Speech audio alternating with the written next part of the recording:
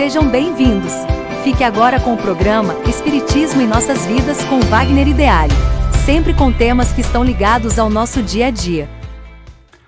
Olá pessoal, vamos a mais um programa, o Espiritismo em Nossas Vidas, e nós vamos começar hoje um novo livro do Pentateuco Espírita. Na verdade, esse livro não faz parte do Pentateuco, porque quando nós falamos das obras básicas, normalmente nós estamos falando do Livro dos Espíritos, do Livro dos Médiuns, o Evangelho, Céu e Inferno e a Gênese.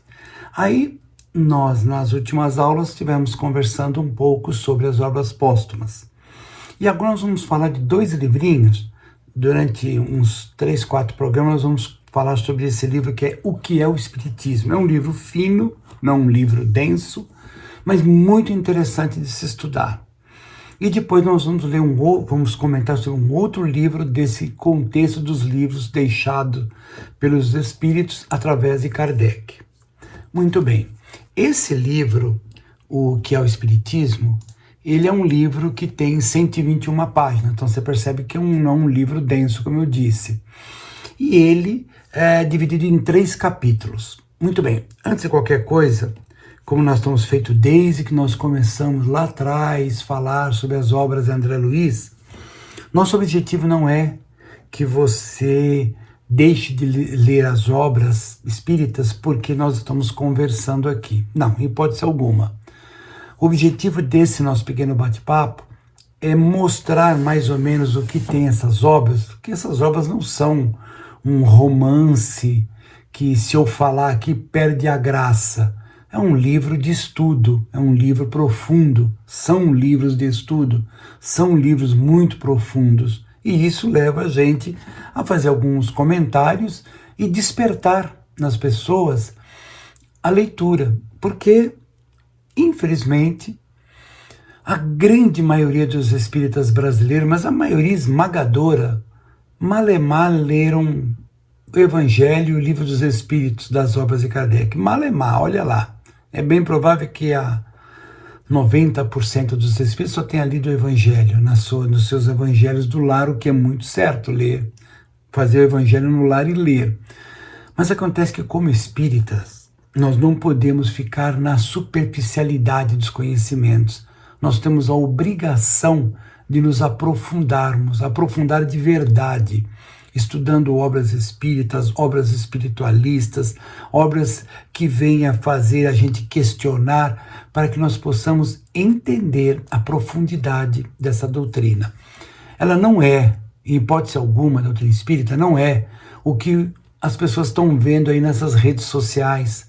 Um fala uma coisa, outro fala outra, pessoas que não têm assim grandes conhecimentos do que é o espiritismo de verdade, e falam uma série de afirmações que não estão lá nas obras da codificação.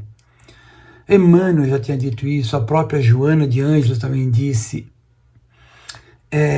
Professor Herculano Pires, para quem é jovem na doutrina, não faz nem ideia quem é professor Herculano Pires, mas todas essas pessoas, espíritos e pessoas encarnadas, sempre disseram: qualquer dúvida mais profunda, recorram às obras da codificação. Ali está a base da doutrina espírita.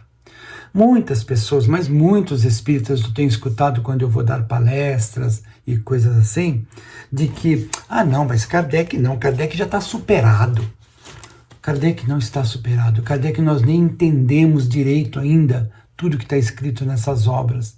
Tentem ler o Livro dos Espíritos todinho, com calma, o Livro dos Médiuns, a Gênese, Céu e Inferno, que é um livro profundo, as obras póstumas que vieram depois, que era material que o Kardec tinha, e você vai perceber a profundidade. Aí, se você quer pegar mais obras, você vai ler César Lombroso, você vai ler Charles Richer, Camille Flammarion, são uma série de contemporâneos de Kardec que somaram nesses conhecimentos. Há uma infinidade de cientistas, pensadores, daquele espiritismo mais profundo. Eu sei que muitos espíritas adoram ler romance espírita, é legal, aprende algumas coisas, mas como eu digo, você fica na superficialidade dos conhecimentos.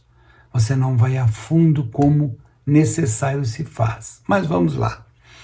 Esse livro que nós vamos começar a comentar aqui, ele é interessante que, da mesma forma como Obras Póstumas, esse livro tem a biografia do Kardec.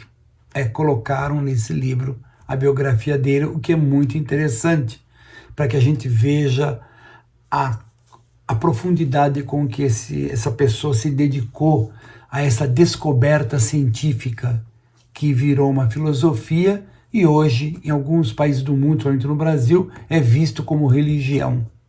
A doutrina espírita é muito mais do que religião. Sim, uma ciência empírica, por enquanto, uma ciência experimental, por enquanto, uma filosofia de vida baseada na lei de causa e efeito, na reencarnação, e, claro, também uma religião, porque tudo que está se falando no Espiritismo está baseado nos ensinos do Cristo. E esses 3 capítulos é dividido em diálogo, noções do Espiritismo e alguns questionamentos na doutrina. Essa primeira parte do diálogo é muito interessante, porque o Kardec simula como se ele estivesse conversando com alguém, e esse alguém diz para ele, por que isso? Por que aquilo? Por que aquilo outro? E ele vai respondendo.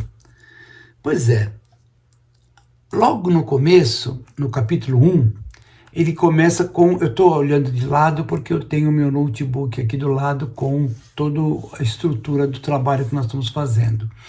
Tem ali, primeiro diálogo, o crítico. Seria uma pessoa crítica, profundamente crítica, tentando pedir explicações para Kardec. E aí ele começa a questionar uma série de coisas e o Kardec vai respondendo. É interessantíssimo esse subcapítulo do livro. Na sequência, ele vai para o segundo diálogo, que é o cético, em que tudo que Kardec fala, ele vai ter um comportamento cético muito grande. E é impressionante a forma com que Kardec vai dominando as perguntas, que são perguntas bastante delicadas, mas vai obtendo todo o sucesso. Por quê? Porque ele está falando algo sério, ele não está de brincadeira, ele não está fingindo nada, ele não ganha nada com essa doutrina, ele trocou a vida que ele tinha para a divulgação dessa boa nova, daquilo que nós chamamos de a terceira revelação. Por isso que esses 2 diálogos são muito interessantes de ser lidos. Nisso, ele vai separar, um outro subcapítulo, ele vai separar o que é espiritismo e espiritualismo, que é algo que aqui no Brasil se confunde muito, muito, muito. Sim, nós brasileiros confundimos muito espiritismo com espiritualismo.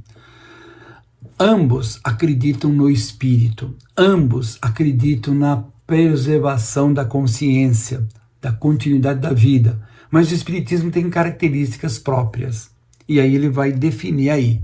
Não, eu não vou dar detalhes para que você vá ou baixe o PDF da internet ou compre o livro. Eu, particularmente, gosto de ter o livro em mãos, né, para eu folhear. Até olho na internet e tal, mas é mais gostoso manusear o livro. Eu sou dessa época ainda, né? Apesar de ser professor de tecnologia, viver tecnologia o dia inteiro, dar aula, né, fazer projetos de tecnologia, eu ainda faço parte da turma que gosta de ter o livro em mãos. Mas vamos em frente. Depois tem um outro subcapítulo muito delicado chamado As Dissidências, aonde a pessoa desacredita do espiritismo, perde totalmente o interesse pelo espiritismo.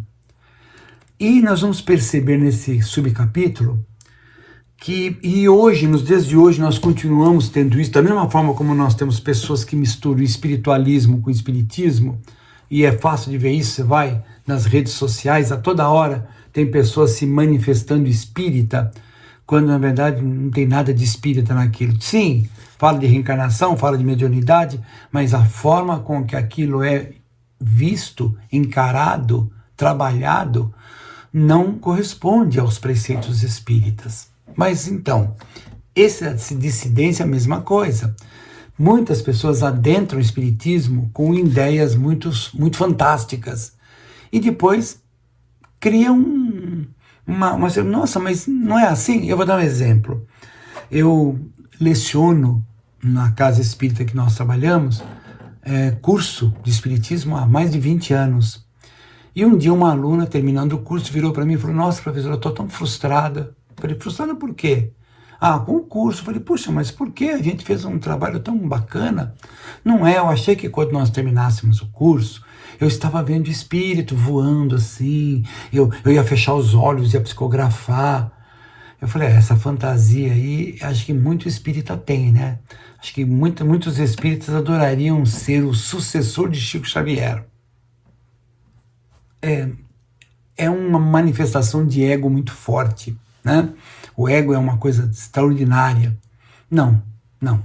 A mediunidade não é uma coisa que se conquista assim.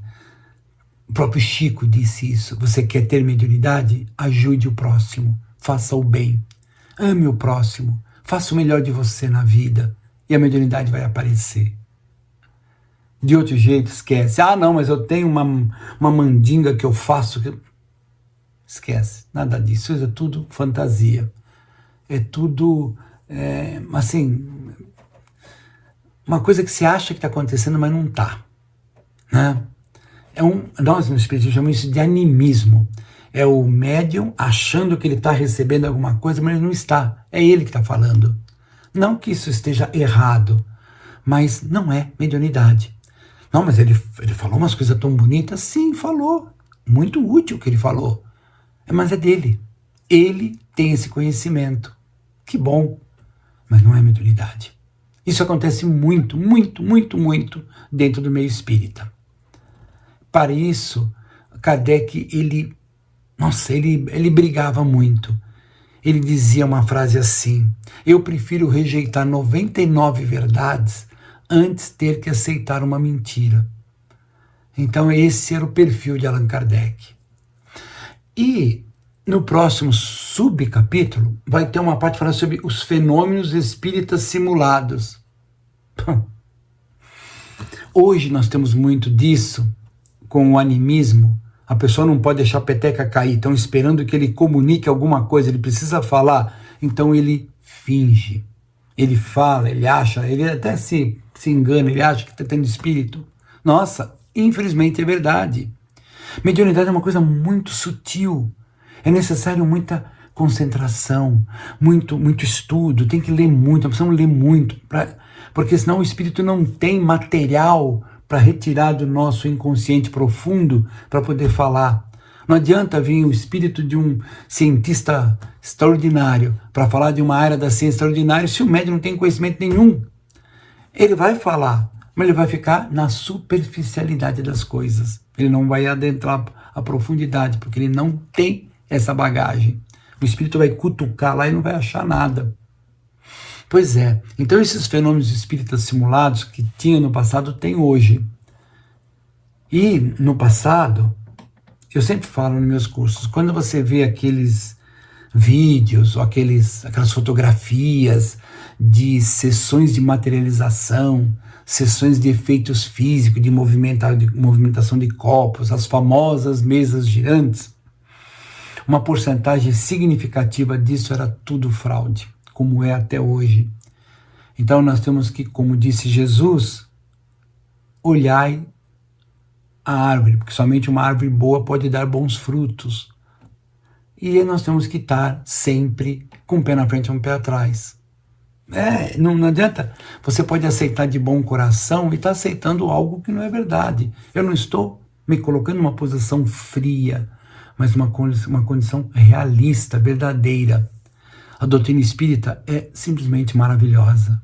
Nos dá muita alegria, responde a muita indagação, nos consola profundamente, mas necessário se faz que não, como disse Jesus, não sede como...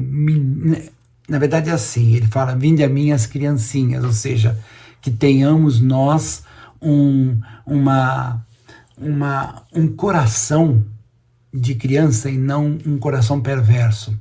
Mas ele também fala para que nós não tenhamos um comportamento de criança na hora de analisar as coisas. Nós temos que ter maturidade, temos que ter vivência, aprendizado. E esses fenômenos de espíritos simulados eram um grande problema que tinha e continua até hoje. E muitas pessoas saíram fora da doutrina espírita porque depararam com fraude, muita fraude, em vários sentidos, tanto na mediunidade de efeitos físicos como na mediunidade inteligente. Infelizmente, existem espíritos que estão lutando contra a implantação dos ensinos de Jesus no mundo. Sim, tem muitos espíritos, milhões de espíritos lutando contra. Esses espíritos estão nas mídias sociais, eles estão na televisão, eles estão em um monte de lugares. E, para eles estão agindo certo, combatendo ferozmente os ensinos de Jesus. E a gente tem que ficar espertos. Continuar com o nosso trabalho, com a nossa fé, com o nosso estudo, com a ajuda ao próximo, fazer a nossa parte. Depois vem um outro ponto também delicadíssimo nesse capítulo 1, que chama-se impotência dos detratores. Isso também é um outro momento em que um detrator começa a questionar Kardec. Muito parecido com o crítico e o cético. E ele começa a mostrar uma infinidade de coisas. E o Kardec vai, não é bem assim como você está falando. Vamos dar um exemplo. Logo depois veio o maravilhoso e o sobrenatural. E o Kardec vai deixar muito claro, não existe nada de maravilhoso e nem de sobrenatural na doutrina espírita. A mediunidade não é uma coisa sobrenatural. Todos os seres humanos no planeta que estão aqui encarnados têm mediunidade. Uns mais, outros menos. Quando a pessoa tem mais mediunidade, não significa que ela é espírito mais evoluído. Isso não existe. Mediunidade é inata. É algo que eu tenho, que você tem, que todos nós temos. E feliz daquele que faz bom uso dessa ferramenta. Mais ou menos igual à inteligência. Eu posso fazer um mau uso e um bom uso. Como dizia uma senhora já desencarnada, ela falava assim para mim, Wagner, existe a mediunidade com Jesus e sem Jesus. Você vê com qual você quer ficar. Com Jesus vai ser luta, vai ser trabalho, vai ser difícil, mas o resultado é magnífico. E sem Jesus é maravilhoso. Sem Jesus você vai ter glórias, você vai ter oba-obas, você vai ter um monte de coisa, mas não vai ter conteúdo. Vai ter um vazio dentro. A mediunidade sendo usada para se aproveitar. E é isso que acontece aqui, quando se fala da impotência dos detratores que não conseguem gerar em cima das suas afirmações algo que venha destruir a doutrina. E o maravilhoso sobrenatural, voltando a dizer, não existe nada de maravilhoso e nem de sobrenatural. Para muitas pessoas parece, mas estudando com profundidade vamos ver que não existe nada de maravilhoso, é uma coisa normal. A ligação com os espíritos, o mundo espiritual, o mundo material, os espíritos vindo conversar com a gente sutilmente, né? Você está no teu dia a dia, está fazendo as tuas coisas ali, aí você lembra de alguém querido que desencarnou, você lembra dele, fica emocionado, muito provavelmente ele vai estar ali do lado, só que você não percebe, você não consegue captar. E aí, o que eu faço? Faça uma oração. Lembre de momentos legais que vocês tiveram, momentos agradáveis, para vibrar coisa boa. E aí, para fechar essa primeira parte, vai existir um outro subcapítulo chamado Oposição da Ciência, onde algumas pessoas nessas perguntas e respostas, como eu disse no começo, vão tentar perguntar, poxa, mas por que a ciência não aceita o espiritismo?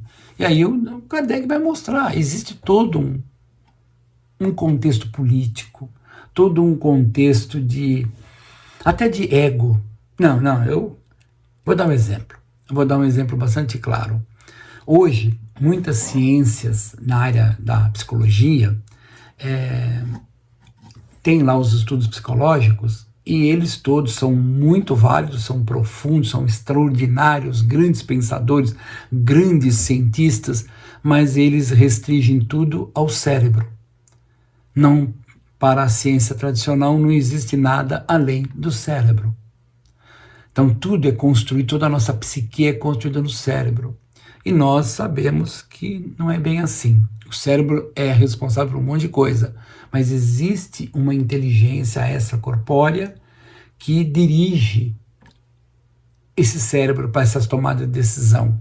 O cérebro tem muitos mecanismos automáticos para manter o corpo funcionando, da digestão, respiração e um monte de outras coisas, milhares e milhares de atividades o cérebro faz independente. Agora, o ato de pensar, o ato de decidir, as ações que são devidamente pensadas por nós, elas são preparadas fora do cérebro, ou seja, o espírito. Você não é um corpo que tem espírito. Você é um espírito que está vivenciando uma experiência no corpo físico. Esse corpo físico um dia vai acabar, mas você vai continuar existindo. Seus gostos, suas alegrias, suas tristezas, seus comportamentos positivos, seus comportamentos negativos, tudo isso vai continuar existindo normalmente. Ninguém vai para o céu, nem tampouco para o inferno. Ninguém vai ficar cantando hosanas ao Senhor e nem tampouco vai arder nas chamas. Nada disso existe.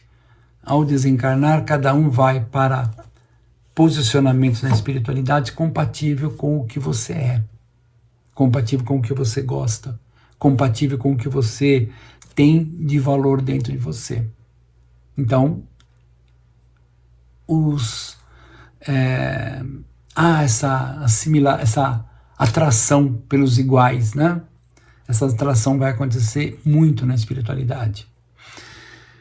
E essa oposição, então, da ciência, ela é muito grande naquela época. Hoje já temos muitos cientistas que oficialmente não podem colocar num livro científico as verdades espíritas, mas eles acreditam e usam esse material. Então, como é que você vai colocar? Vamos falar do Big Bang. O universo começou. Até então não tinha nada, e aí, bum, começou o universo. Então, um cientista ateu vai dizer, não tinha nada e começou. Por quê? Porque começou. Não há uma resposta. E é normal, não tem nada errado nisso. Agora, um espiritualista ou um espírita vai dizer, sim, existe uma inteligência no universo todo, pois está no livro dos Espíritos. O que é Deus? Inteligência suprema do universo, causa primária de todas as coisas. Então, essa inteligência, por algum motivo que nós não temos condições de entender, ele decide começar o universo. E aí um cientista vai dizer, mas como é que você prova a existência dele? Não provo. Eu não provo a existência de Deus e você não prova a não existência dele. Dentro de critérios científicos, dentro de critérios lógicos, racionais, equilibrados, eu não consigo por enquanto. Mas você também não consegue falar o contrário. Mas é isso. Ficamos por aqui com esse nosso programa Espiritismo em Nossas Vidas, começando hoje o livro O que é o Espiritismo, nosso primeiro programa, e aguardo vocês nos próximos programas para nós continuarmos nessa nossa análise do livro e trabalhar um pouquinho os conceitos espíritas. Que todos tenham a paz de Jesus em seus corações.